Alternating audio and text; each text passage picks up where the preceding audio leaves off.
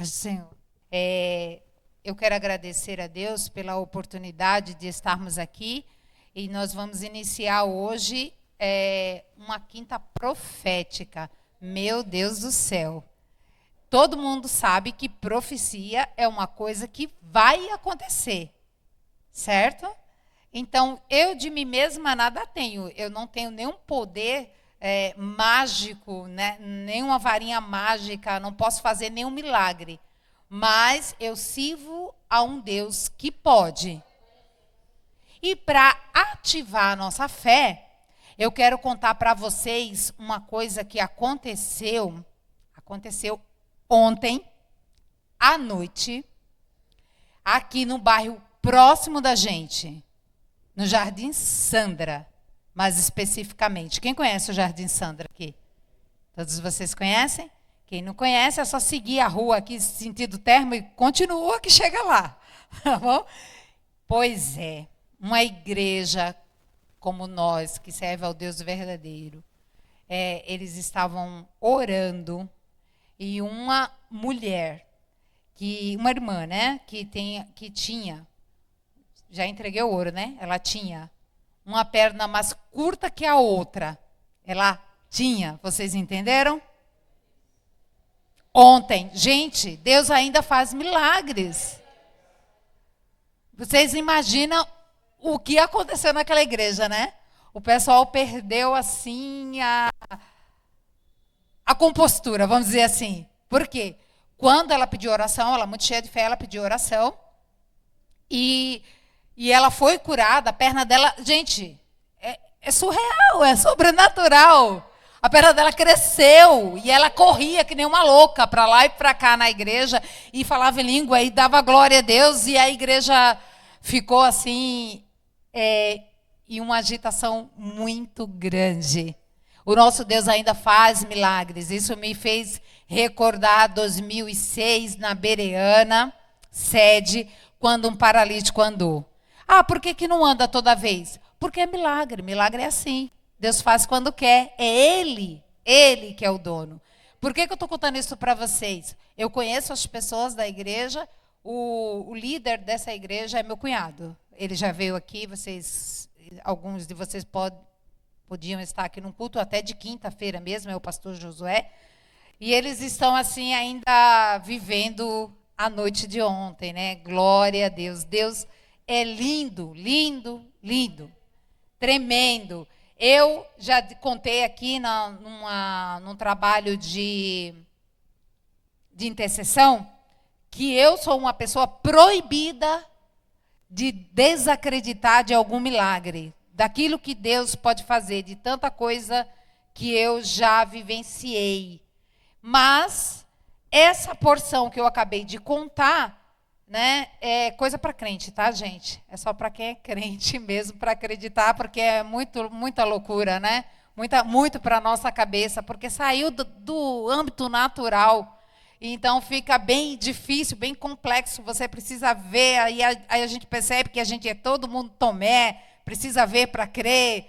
E assim, não importa as nossas limitações. O que importa é que nós servimos a um Deus ilimitado. Coisa maravilhosa. Eu quero iniciar, então, a fala de hoje, porque como é uma quinta profética, nada mais justo do que a gente começar falando sobre profeta. E eu quero falar aqui no livro, quero ler com vocês no livro de Isaías, um dos profetas maiores, não pela sua altura, não pelo seu poder, mas pelo tamanho do seu livro, né? A Bíblia ela é dividida assim, tem os profetas menores e os maiores, mas se refere ao tamanho do livro dele. E o livro de Isaías é um que é classificado como profeta, incluso aí nos profetas maiores. O capítulo 6, vamos ler do versículo 1 ao 8. Gente, fiquem preparados, porque nós vamos ler parte desse capítulo e mais algumas coisas, tá bom? Então, me ajudem, por favor. Ele diz assim: no ano que morreu o rei Uzias, eu vi o Senhor assentado sobre um alto e sublime trono, e o seu séquito enchia o templo. Os serafins estavam acima dele, cada um tinha 6 asas. Quantas? 6 asas. Com 2 cobria os seus rostos, e com 2 cobria os seus pés, e com 2 voavam. E clamavam uns aos outros, dizendo: Santo, Santo, Santo é o Senhor dos exércitos. Toda a terra está cheia da sua glória. E os umbrais das portas se moveram com a voz do que clamava. E a casa se encheu de fumaça. Então disse eu: ai de mim, que vou perecendo, porque eu sou um homem de lábios impuros e habito no meio de um povo de impuro lábios. E os meus olhos viram o Rei, o Senhor dos exércitos. Irmãos, essa passagem está dentro de uma situação muito difícil para Isaías. Quem era Isaías? Isaías era uma pessoa bem conceituada, né, no seu convívio, era uma pessoa de destaque, era uma pessoa de relacionamento do rei, era uma pessoa importante. E alguns historiadores dizem que ele era primo do rei. Outros dizem que ele era tio, mas eu vou ficar com a versão primo porque faz mais sentido. Mas o mais importante é que Isaías realmente gozava dessa intimidade, porque tem uma referência lá não anotei aqui a referência, mas é Crônicas, que ele escreve a biografia do rei. A gente não tem essa biografia aqui, mas tem essa citação de que Isaías escreveu essa biografia. Para você escrever a biografia de alguém, a história de alguém, quando ele nasceu, quem era o pai dele, de onde ele veio, porque ele chegou até aqui, tudo que aconteceu, você precisa conhecer a história. Você precisa ter intimidade com a pessoa. Então, obviamente, ele era uma pessoa que gozava da intimidade do rei. E ele começa esse capítulo dizendo: no ano que morreu o rei Uzias. Então, o que eu entendo? Eu entendo aqui que para ele era um ano muito difícil. Era um ano de crise. Era um ano de luto. Morreu o rei. Mas não morreu só o rei para Isaías. Morreu o seu status, a sua posição, a pessoa que lhe dava a mão, a pessoa que fazia com que ele fosse influente. O seu destaque era pelo relacionamento com o rei. Eu não estou falando de Isaías profeta, eu estou falando de Isaías homem. Ele tinha essa posição. E tudo isso porque ele gozava do convívio de uma pessoa influente, a maior autoridade do contexto. Então, por isso, Isaías era muito conhecido. Porém, para Isaías, este ano foi marcante. Foi um ano de crise. Foi um ano de dor. Foi um ano de desesperança. Ele falou: pronto, morreu o rei, me acabei. Acabou todo o meu status, acabou o meu poder, acabou a minha influência, acabou a minha posição. O que vai ser de mim? É tanto que essa referência é importante para ele, que ele diz que no ano que morreu o rei Uzias. Poderia ser em qualquer outro ano, mas foi no ano que morreu o rei Uzias. Então, isso teve uma relevância para ele. E o que aconteceu no ano que morreu o rei Uzias? Ele viu o Senhor dos exércitos. Ele teve uma visão. Ele teve uma experiência sobrenatural. Mas, poxa vida, ele teve tantas outras oportunidades. Poderia ser numa festa, poderia ser numa reunião do clero, poderia ser numa reunião política da época, poderia ser em tanta ocasião, mas no ano que morreu o rei Uzias. Pois é. Sabe o que acontece? Naum, que é um profeta também, só que agora de um livro menor, ele escreve no capítulo 1 e versículo 3, que o Senhor tem o seu caminho na tormenta. Ora, amadas, quem é que faz caminho na tormenta? Tormenta é tempestade, é vendaval, é tudo destruído. Imagina, um ciclone que levou a nossa placa. Graças a Deus a gente colocou de volta. Né? É um ciclone. É uma destruição total. Quem é que faz caminho na tormenta? Já começa daí. Pois é, o nosso Deus, ele faz isso. Naum disse, ele era profeta, ele faz caminho na tempestade, na tormenta. E daí eu quero te dizer que quando você está em dificuldade, quando você está com um problema, que você pode até pensar que é o ano da desesperança, que tudo acabou, eu quero profetizar na tua vida. O Senhor está fazendo um caminho para você. Aleluia! Louvado seja o nome do Senhor. Isso me faz lembrar de quando Elias, outro profeta, ele estava junto com os profetas, os balaíns, os profetas de Baal, e eles tiveram aquela revanche ali de provar quem era o Deus verdadeiro. Todo mundo conhece essa história? Alguém não conhece? Alguém não conheceu? Eu falo o que é, tá? Bom, ele estava ali e o que era a ocasião, o que faria provar ali quem era o Deus verdadeiro? Era porque o culto era feito diferente, um altar com um holocausto, ou seja, com alguma coisa para queimar ali, uma fogueira, né? E tinha ali as carnes para assar, só que o Deus verdadeiro era quem tinha que acender o fogo. Esse era o desafio. Elias era o único profeta, e tinha vários profetas de Baal. E ele falou assim, pode ir primeiro. Então eles começaram a clamar, e gritaram. E Baal nos escuta. E Elias, com toda a sua confiança, ele dizia, clama mais alto, talvez ele esteja dormindo.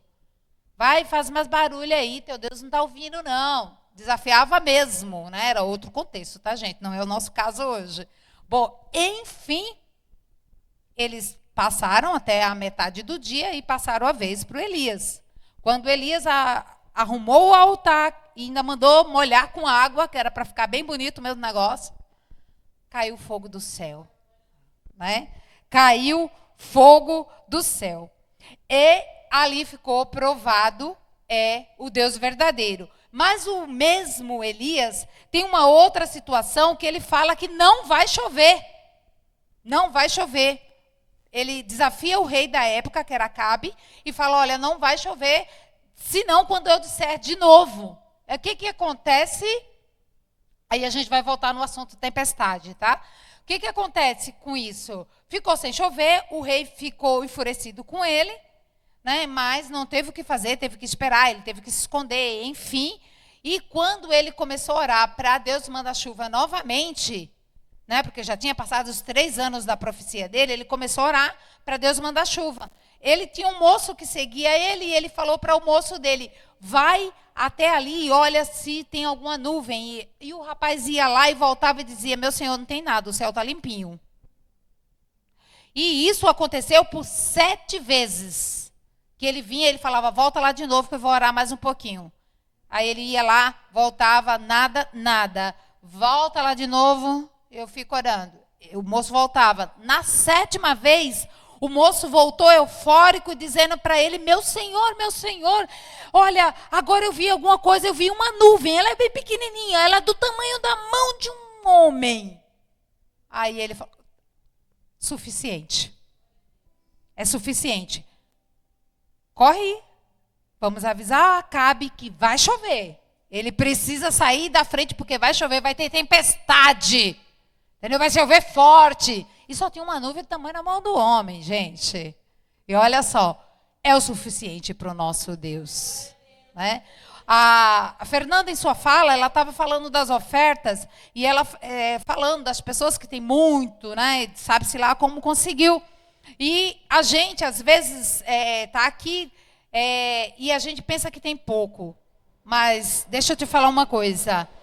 Para Deus, o que você tem é suficiente para o milagre.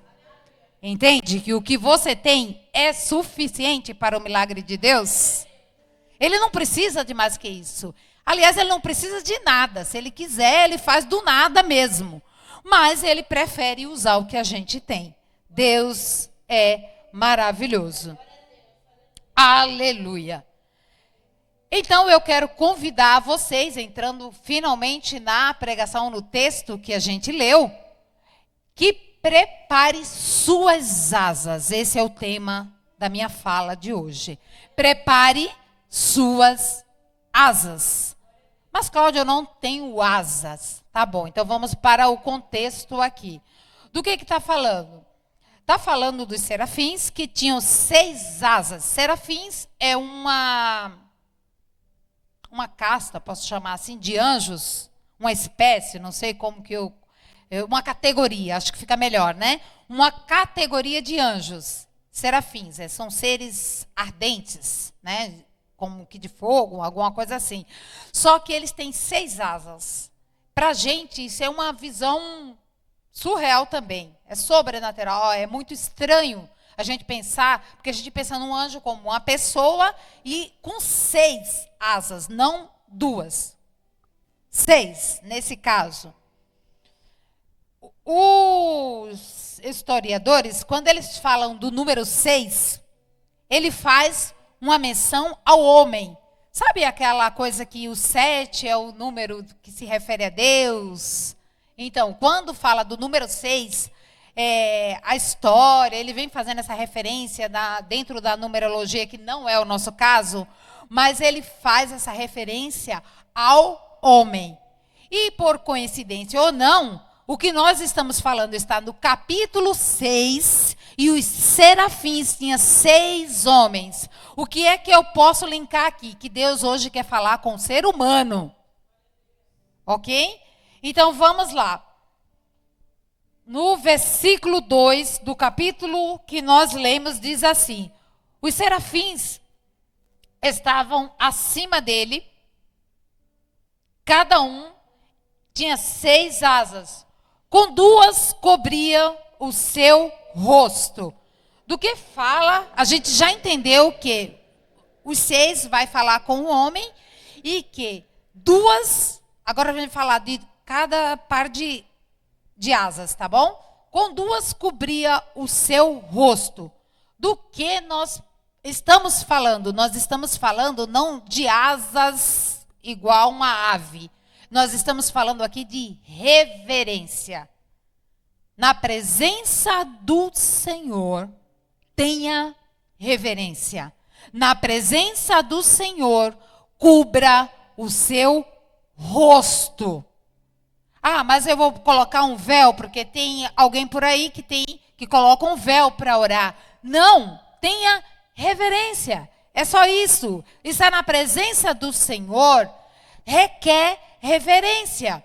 Tem a ordem. Isso aqui é um culto que os serafins estão fazendo. O culto, ele precisa ter uma ordem. Ele precisa ser organizado. Ele tem que ter uma sequência lógica. É disso que nós estamos falando. Então, vocês vieram aqui, não importa o número em que nós estamos aqui, não importa como e nem porquê. O que importa é que você trouxe um culto e que esse culto precisa ter uma sequência. Então, obviamente, eu vim para ouvir Deus falar comigo, eu vim numa quinta profética esperando uma palavra profética sobre a minha vida, mas antes disso eu preciso organizar o meu culto. Então, começando a organizar o meu culto, eu cubro o meu rosto, porque na presença do Senhor eu não preciso aparecer. Quem precisa aparecer é o Senhor. Louvado seja o nome de Jesus. Mesmo que eu esteja aqui na frente, mesmo que eu esteja no microfone, eu não quero que vocês enxerguem Cláudia. Eu quero que vocês enxerguem o Senhor. Porque como eu disse no início, eu não tenho nada para te oferecer. Mas o Senhor que marcou contigo esse encontro hoje, Ele tem resposta para a tua vida. Então vem comigo, caminha comigo, ordena o teu culto. Vamos lá, cubra o rosto. E como exercício, eu vou pedir para você fechar os olhos e treine comigo, assim como fizeram os serafins, e diga: Santo, Santo, Santo, Santo, Santo. Repita, eu quero ouvir. Junte-se aos serafins dizendo: Santo. Diga: Santo, Santo, Santo é o Senhor dos exércitos, e toda a terra está cheia da sua glória. Santo, eu posso ouvir quem está na esquerda dizer santo. Eu posso ouvir quem está na porta dizer santo. Eu posso ouvir dizer: Santo, Santo, Santo é o Senhor dos exércitos, e toda a terra está cheia da sua glória.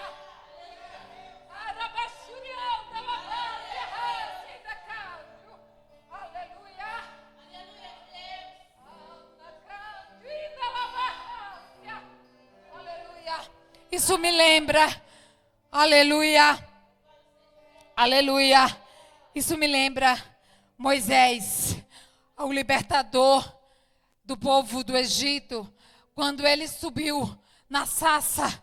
Ele subiu a montanha e viu uma sarça que pegava fogo e não queimava. E ele foi chegando para perto, ele teve curiosidade. E ele ouviu uma voz que disse: não chegue aqui, não venha para cá. Pare, descalce os seus pés, porque o lugar que você está é santo. Irmãos, eu quero dizer para vocês que essas cadeiras não são santas. Esse piso não é santo. Essa parede não é santa. Essas luzes não são santas. Nós não somos santos. Nós somos santificados, amém? Não somos santos. O que faz esse lugar ser santo? O que faz você ser santo? O que faz as coisas e as pessoas se tornarem santo? É a presença do nosso Deus. Aleluia. Aquele lugar era santo porque o Senhor estava ali. Então o Senhor está aqui. Então este lugar é santo. Aleluia. Aleluia. Glória a Deus. Louvado seja o nome do Senhor. E nós vamos para segundo par de asas, que diz assim: aleluia. Esse tema mexe muito comigo. Com duas, eles cobriam o rosto, porque eles sabiam diante de quem eles estavam. Mas com duas, eles cobriam os pés, porque eles sabiam, aleluia, o lugar onde eles estavam pisando. Sabe o que isso significa? Tanto tirar os sapatos que o Senhor disse para Moisés, como cobrir os pés dos serafins. Ele está dizendo: entre no processo da santificação. Cubra o rosto, reconheça que você não é nada na presença do Senhor. Cubra os pés, entre no processo da santificação. Você não é santo, mas existe um processo. Cada dia você vai melhorando. É a luz da aurora. O justo é como a luz da aurora. A Bíblia diz que vai brilhando mais e mais, até ser dia perfeito. Aleluia! É para isso que o Senhor te chamou, amados. É para isso que o Senhor te chamou. É Lidiane? Liliane. Muito bom te ver aqui. O Senhor te chamou para isso. É gradativo. A nossa vida com o Senhor é gradativa, porque a gente erra. Nós somos seres humanos. Nós pecamos, nós falhamos. A gente se arrepende e fala, Senhor, nunca mais eu vou pecar. Peca de novo. Mas o que é isso? Então, hoje fica o convite. Entre no processo da santificação. Passinho de bebê, um de cada vez. Vai, hoje você conseguiu mais um pouco. Amanhã você consegue mais um pouco. Depois de amanhã você consegue mais um pouco. E o Senhor vai te ajudando. Cubra o seu rosto, cubra os seus pés e entre no processo. Aleluia! Glória a Deus. Aleluia.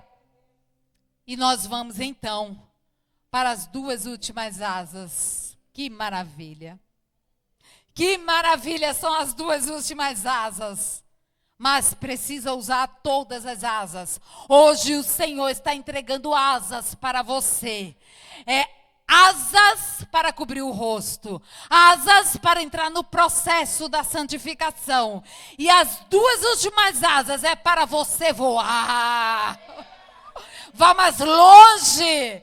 Você consegue ir mais longe, mas precisa estar no processo, precisa estar preparado, precisa ordenar o culto, precisa ter ordem. Não importa, amado, nós estamos aqui por causa do Senhor. Quando a gente entende isso, acontece o que aconteceu ontem, a perna cresce. Aleluia!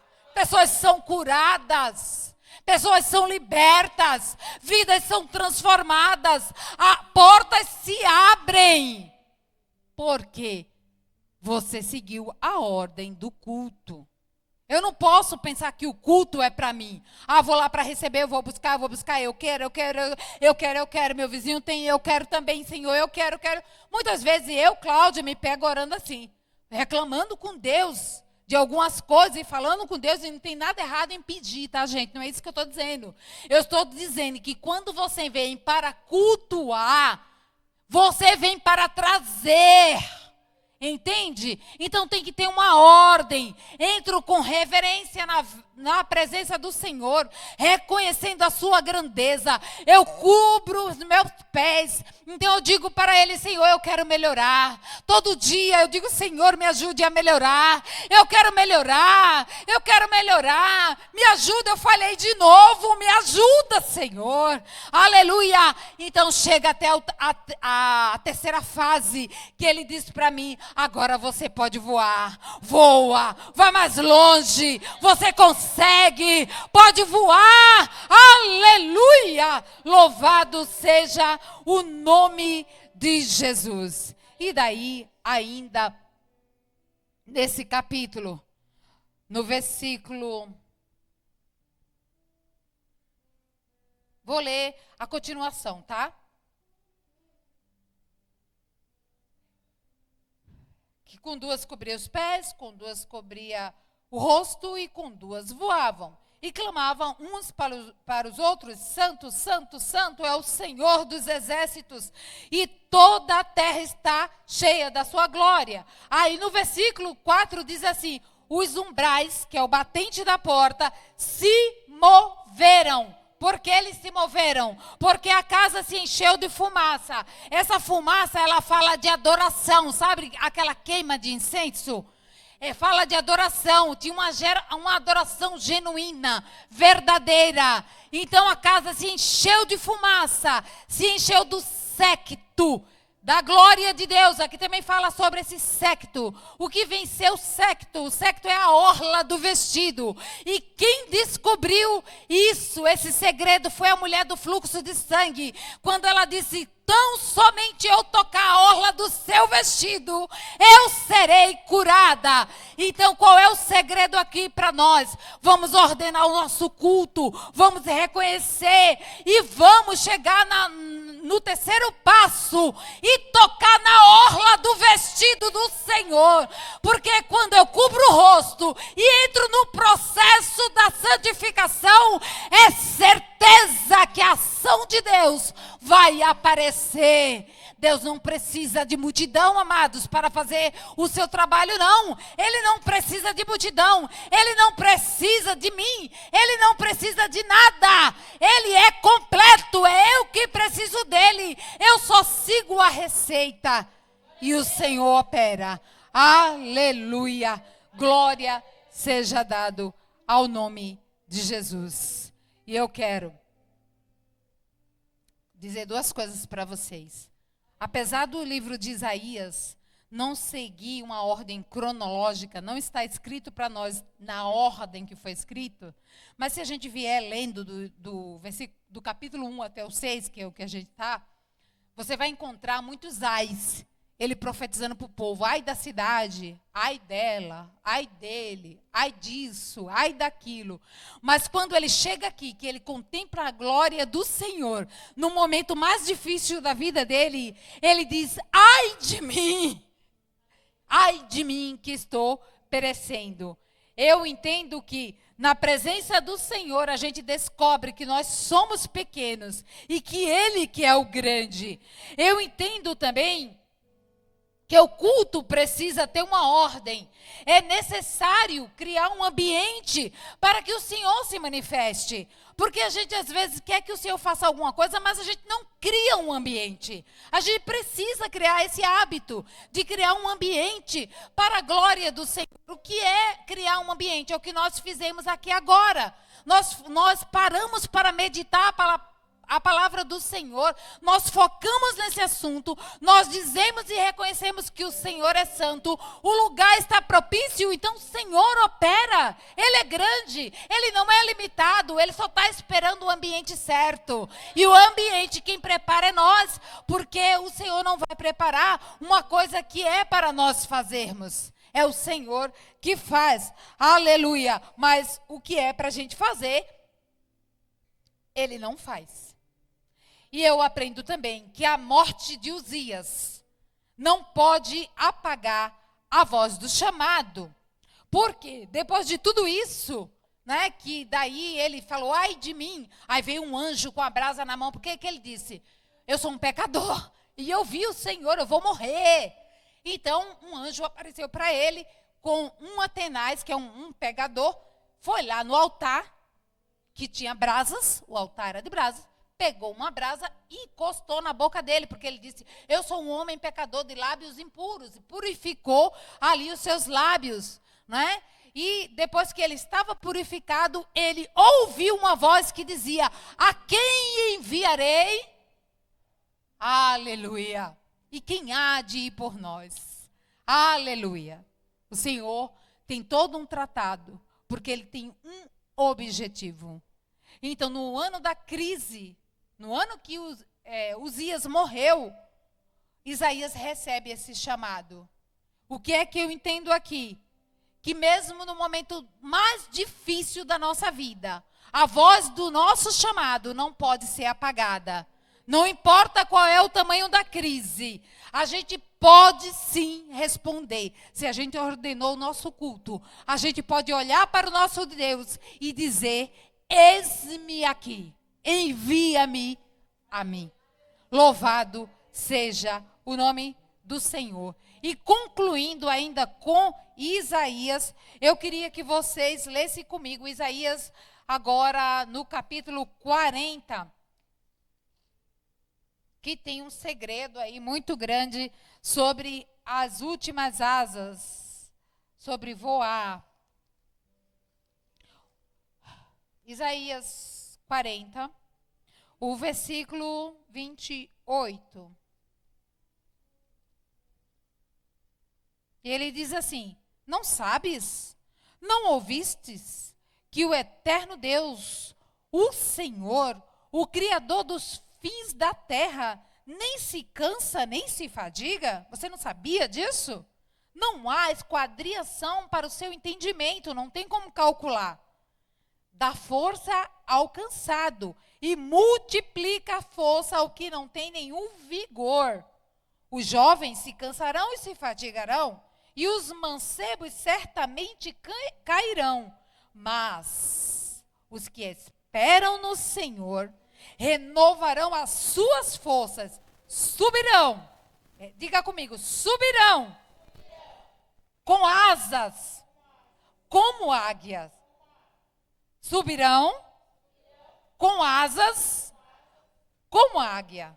Aleluia. Correrão e não se cansarão. Caminharão e não se fatigarão. Tá aí as suas asas. Aleluia. Saia daqui hoje voando. Diga, eu recebi asas do Senhor. Aleluia. Olha para o seu problema quando você sair daqui. Quando ele aparecer para você grandão, você diga, maior é o meu Deus. Ele me deu asas para voar. Eu vou superar. Eu vou mais além. Vou sair do natural para viver o sobrenatural. Que Deus em Cristo nos abençoe.